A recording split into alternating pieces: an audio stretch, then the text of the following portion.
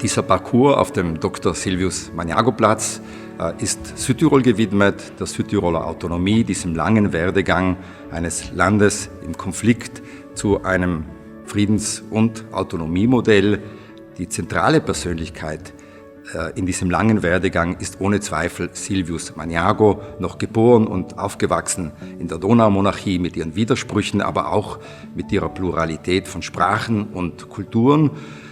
Ein Kind der Kriegsgeneration, Zweiter Weltkrieg, und ein Kind oder dann schon ein junger Mann des Wiederaufbaus und des Wiedermutfassens in eine neue Zukunft. Diese Persönlichkeit ist gezeichnet davon, großen Druck auszuhalten, der auf Südtirol gelastet hat, und doch nach vorne zu schauen. Die Südtiroler Autonomie ist keine absolut endgültige Lösung. Sie vertraut auf eine Entwicklung. Dynamische Autonomie war der Begriff, aber sie vertraut auch auf einen Ausgleich zwischen Interessensgruppen, zwischen Sprachgruppen und zwischen unterschiedlichen Weltanschauungen. Il percorso espositivo in Piazza Magnago nasce per rendere omaggio alla figura di Silvius Magnago, ma non solo.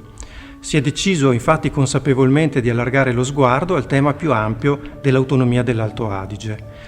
Questo ha significato in primo luogo raccontare il modo in cui si è giunti a questa autonomia e quindi ricostruire l'intero contesto storico, sicuramente in maniera molto sintetica.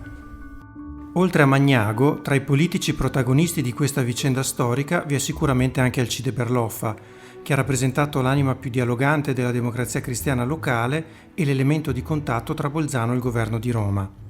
Per questo si è deciso di realizzare un'installazione dedicata a Berloffa nel giardino di fronte alla stazione, che si collega al percorso di Piazza Magnago completandolo. Ma non c'è soltanto la storia, ci sono anche i contenuti che riempiono l'autonomia. Di che cosa si compone, che cosa prevede, ha degli elementi di criticità. Queste sono le domande alle quali abbiamo cercato di rispondere usando un linguaggio semplice, rivolgendoci a un pubblico ampio, indifferenziato, composto anche da visitatori, da turisti, da persone cioè che del contesto locale conoscono molto poco. Infine abbiamo voluto inserire l'autonomia dell'Alto Adige all'interno di un contesto più ampio, il contesto globale nel quale anche noi siamo inseriti, questo per evitare il rischio sempre presente di un'eccessiva autoreferenzialità e per ragionare anche sulle sfide del rapporto tra un piccolo territorio e le sfide globali dell'intero pianeta. Die Ausstellung am Silvius-Magnago-Platz ist eine Ausstellung, die sehr vieles ermöglicht.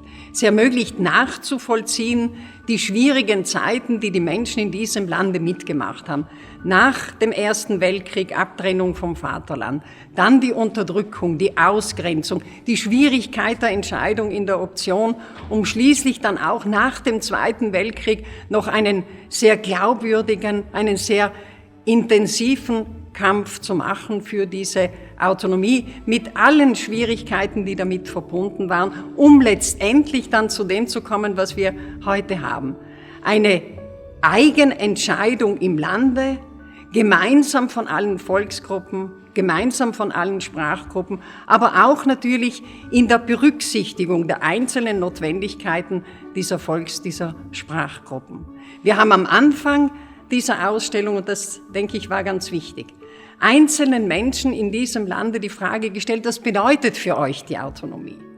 Um zu enden damit, dass wir uns die Frage stellen, alle gemeinsam, welche Verantwortung übernehmen wir aus dieser Möglichkeit der Eigengestaltung für die Zukunft? Und diese Fragestellung ist am Ende der Ausstellung, und die muss jeder für sich selber beantworten. Denn Autonomie heißt letztendlich auch Verantwortung übernehmen für sich selber, für die anderen, für ein ganzes Land, aber vielleicht manchmal auch für das darüber hinaus.